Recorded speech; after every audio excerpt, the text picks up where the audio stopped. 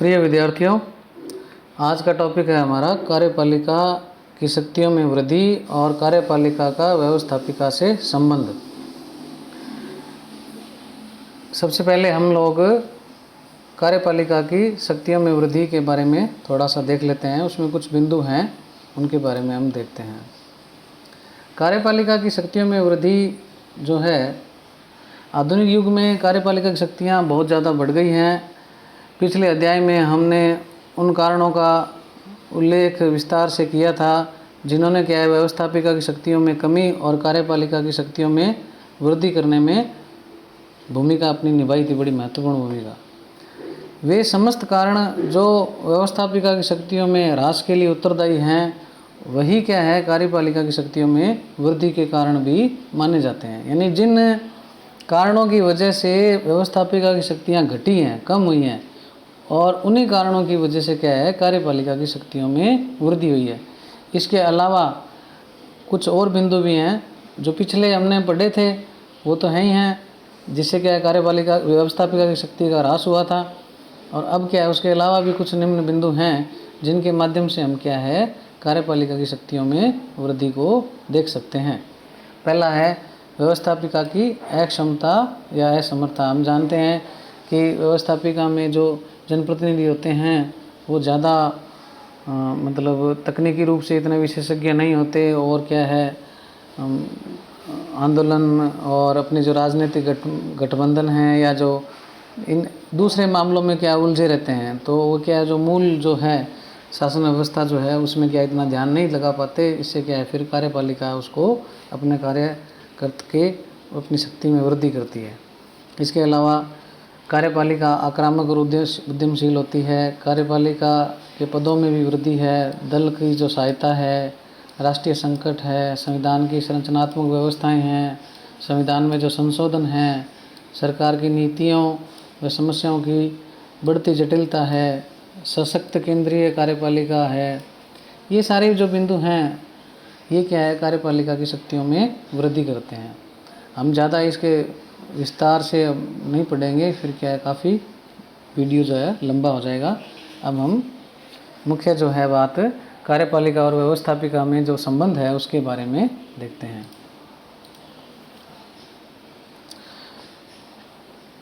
कार्यपालिका और व्यवस्थापिका का जो संबंध है वो क्या है, हम निम्न बिंदुओं के माध्यम से अध्ययन करेंगे।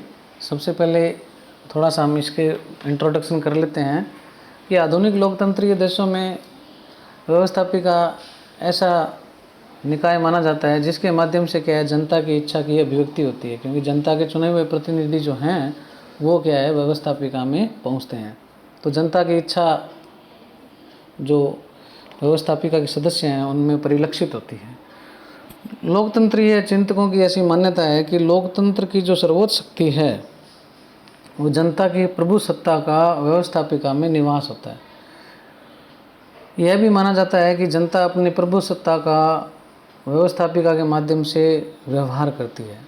कार्यपालिका इन लोकतंत्रीय देशों में व्यवस्थापिका की एक छोटी समिति मात्र होती है, क्योंकि हम पढ़ चुके हैं कि व्यवस्थापिका से ही कार्यपालिका का निर्माण होता है।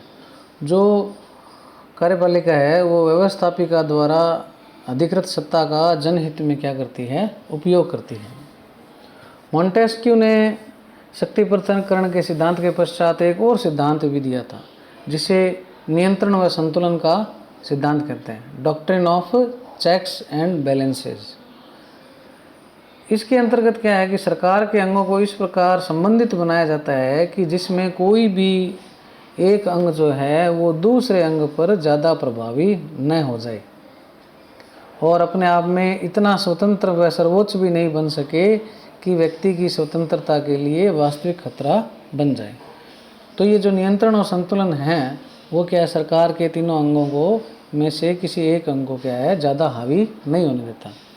यही कारण है कि शासन के सभी अंगों को परस्पर संतुलित करने के उद्देश्य से आपस में संबंधित किया जाता है। व्यवस्थापिका और कार्यपालिका के मध्य भी संबंध स्थापित किए जाते हैं। ये संबंध भिन्न भिन्न शासन प्रणालियों एवं राष्ट्रीय स्थितियों में पृथक प्रकार के होते हैं। ब्रिटेन और भारत जैसे दोनों ही देशों में संसदीय प्रणाली की सरकार को अपनाया गया है, परंतु दोनों देशों में व्यवस्थापिका और कार्यपालिका के संबंध एक जैसे नहीं हैं, क्योंकि दोनों देशों के इतिहास, संस्कृति, राजनीतिक विकास के स्वरूप में बड़ा अंतर पाया जाता है। संसदीय शासन व्यवस्था में कार्यपालिका और व्यवस्थापिका का क्या संबंध है, अब इसके बारे में हम देखते हैं। फिर उसके बाद में अध्यक्षात्मक शासन व्यवस्था में क्या संबंध है, फिर बहुल कार्यपालिका में कार्यपालिका और व्यवस्थापिका का क्या संबंध है, सब में अलग अलग है थोड़ा। संसदात्मक शासन व्यवस्था में व्यवस्थापिका और कार्यपालिका के बीच क्या होता है, घनिष्ठ संबंध होता है। कार्यपालिका, जिसको हम मंत्रिमंडल कहते हैं, उसका निर्माण क्या है, व्यवस्थापिका से ही होता है। ये हम पढ़ चुके हैं कि व्यवस्थापिका से ही कार्यपालिका बनती है और कार्यपालिका व्यवस्थापिका के प्रति उत्तरदायी भी होती है। यदि कोई ऐसा व्यक्ति मंत्रिपरिषद में शामिल कर भी लिया जाता है, मंत्री बना दिया जाता है, जो व्यवस्थापिका का मेंबर नहीं है, तो संसदीय परंपराओं के अनुसार उसे 6 माह की अवधि में व्यवस्थापिका का सदस्य बनना जरूरी है।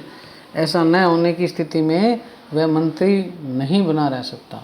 उसको फिर 6 महीने तक तो बन जाएगा, फिर 6 महीने के बाद में उसको क्या है, मंत्री पद से हटाना पड़ेगा।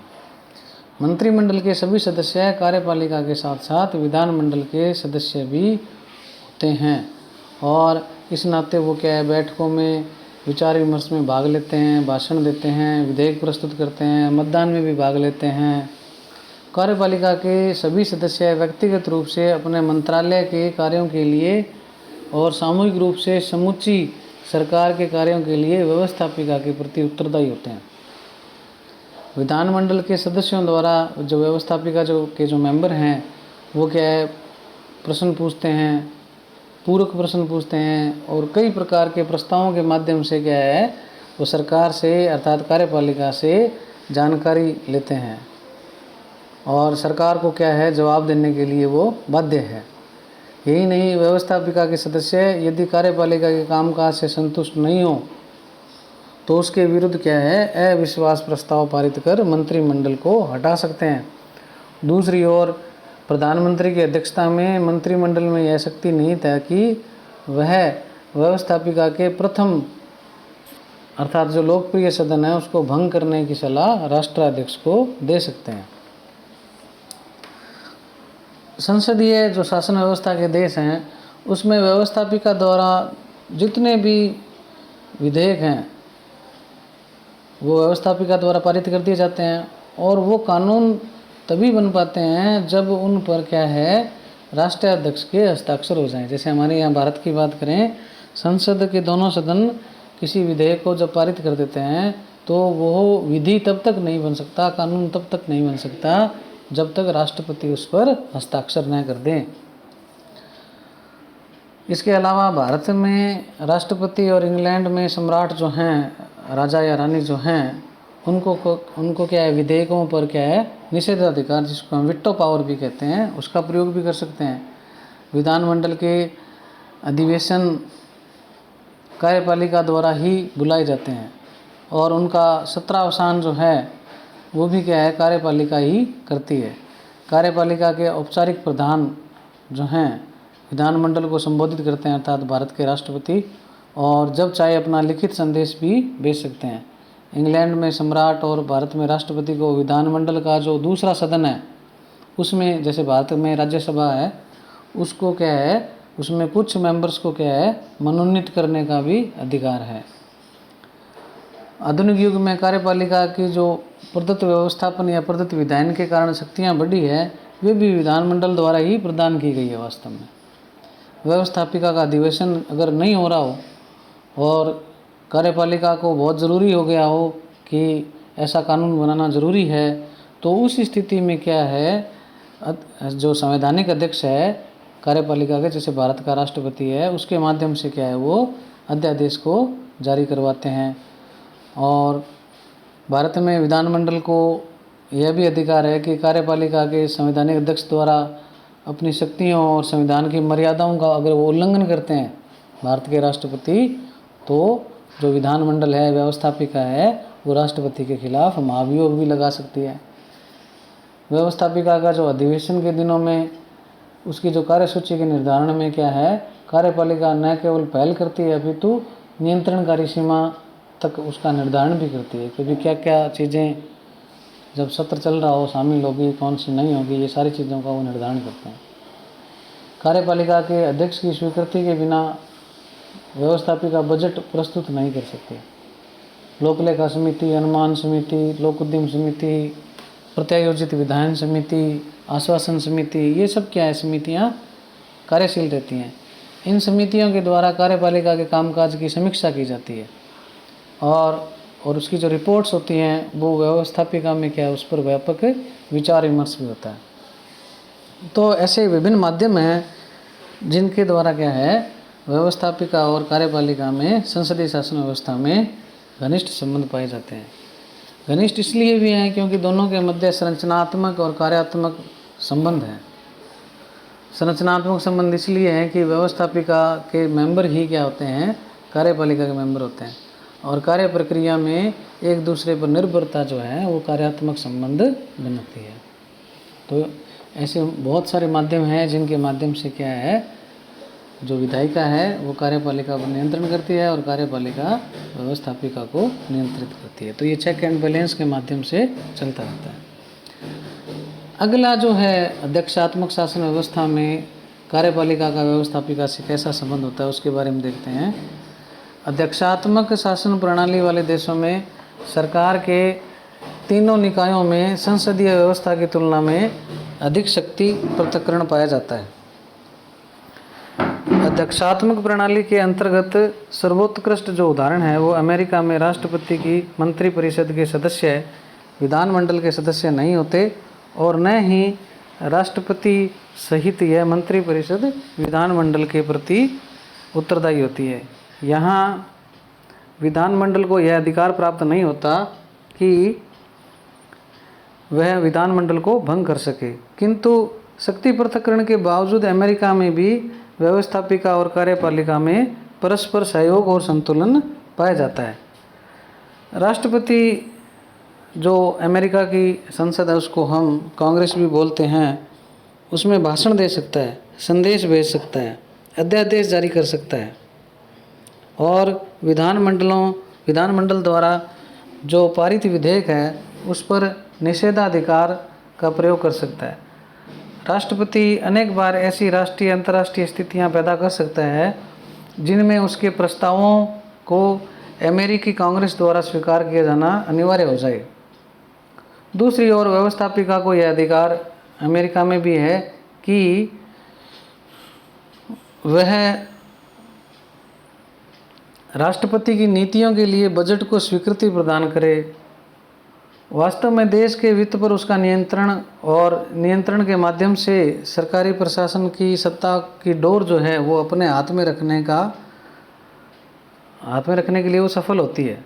विधानमंडल अपने किसी विधान पर या कानून पर राष्ट्रपति द्वारा वीटो काम में लेने के बाद यदि दोबारा पारित कर दे तो राष्ट्रपति उसको क्या स्वीकृति देने के लिए बाध्य होता है।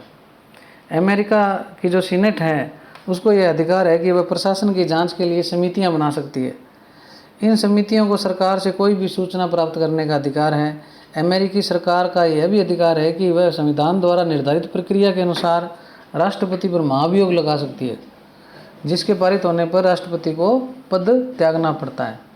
इस प्रकार अमेरिका में व्यवस्थापिका और कार्यपालिका के मध्य निकटता और दूरी दोनों प्रकार की स्थितियां पाई जाती है। निकटता कार्यात्मक रूप से है और दूरी क्या है, संरचनात्मक रूप से है, क्योंकि हम जानते हैं कि जो अमेरिका में जो मंत्री होते हैं जिनको हम सचिव भी बोलते हैं, उनको राष्ट्रपति चुनता है अपनी मर्जी से और वो ना ही तो क्या है अमेरिकी कांग्रेस के मेंबर होते हैं, ना ही उसके प्रति उत्तरदायी होते हैं, ना ही उसके बैठकों में भाग लेते हैं, ठीक है ना। तो वो बिल्कुल आज़ाद हैं।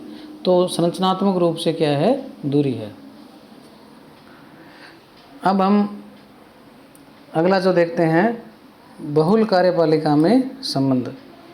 बहुल कार्यपालिका वाले जो देश हैं जैसे स्विट्जरलैंड है, उसमें व्यवस्थापिका और कार्यपालिका के संबंधों को अलग आधार प्राप्त है। स्विट्जरलैंड में कार्यपालिका के सदस्यों का व्यवस्थापिका के सदस्यों द्वारा निर्वाचन होता है। यहाँ की कार्यपालिका संसदीय व अध्यक्षात्मक कार्यपालिका के गुणों का मिश्रण मानी जाती है। संसदीय प्रणाली की तरह जहाँ एक और यह कार्यपालिका संघीय व्यवस्थापिका के प्रति उत्तरदायित्व का निर्वाह करती है, वहीं अध्यक्षात्मक प्रणाली की तरह व्यवस्थापिका को कार्यपालिका के विरुद्ध अविश्वास प्रस्ताव पारित करने का कोई अधिकार नहीं है। इस प्रकार संसदीय देशों के उत्तरदायित्व और अध्यक्षात्मक प्रणाली के स्थायित्व के पृथक पृथक गुणों का स्विट्जरलैंड में समावेश किया गया है, जो आपस में एक अनूठी व्यवस्था है। जो तानाशाही देश हैं, सर्वाधिकारवादी है, उनमें व्यवस्थापिका और कार्यपालिका के संबंध पृथक होते हैं। अब इसके पश्चात हम अध्यक्षात्मक और संसदीय शासन व्यवस्था जो है उसके मध्य अंतर को देखते हैं।